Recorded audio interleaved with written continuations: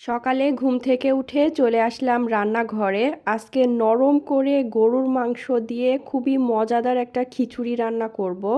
যার জন্য একটা প্রেসার কুকারের মধ্যে দিয়ে দিলাম গরুর মাংস। এরপর মাংসের মধ্যে দিয়ে দিব পেঁয়াজ কুচি, এলাচ, দারুচিনি, তেজপাতা, আস্ত জিরা, আদা রসুন বাটা, ধনে গুঁড়া, জিরে গুঁড়া, হলুদের গুঁড়া, শুকনো মরিচের গুঁড়া, স্বাদ অনুযায়ী লবণ আর তেল দিয়ে আমি খুব ভালোভাবে মাংসটাকে কষিয়ে নিব।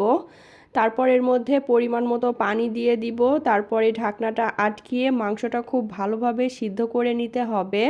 মাংসটা সিদ্ধ হয়ে গেলে এর মধ্যে বাসমতি চাল, মসুরের ডাল, রসুন আর কাঁচামরিচ দিয়ে ভালোভাবে মাংসের সাথে চাল ডালটাকে কিছু সময় ধরে ভেজে নিব। তারপর এর মধ্যে পরিমাণ মতো পানি দিয়ে নেড়ে ঢাকনা দিয়ে ঢেকে কয়েকটা শিস দিয়ে নিলেই তৈরি হয়ে যাবে খুবই মজাদার স্বাদের গরুর মাংসের খিচুড়ি।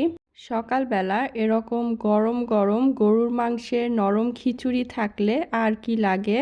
এখন আমি গরুর মাংসের খিচুড়িটা একটা প্লেটে পরিবেশন করে নিলাম, আর সাথে নিয়ে নিলাম 2টা পেঁয়াজ আর একটা কাঁচামরিচ। এখন পেঁয়াজ আর কাঁচামরিচ ভেঙে সাথে এক টুকরো মাংস নিয়ে খিচুড়িটা মজা করে খেয়ে নিলাম। ওহ, সেই স্বাদ!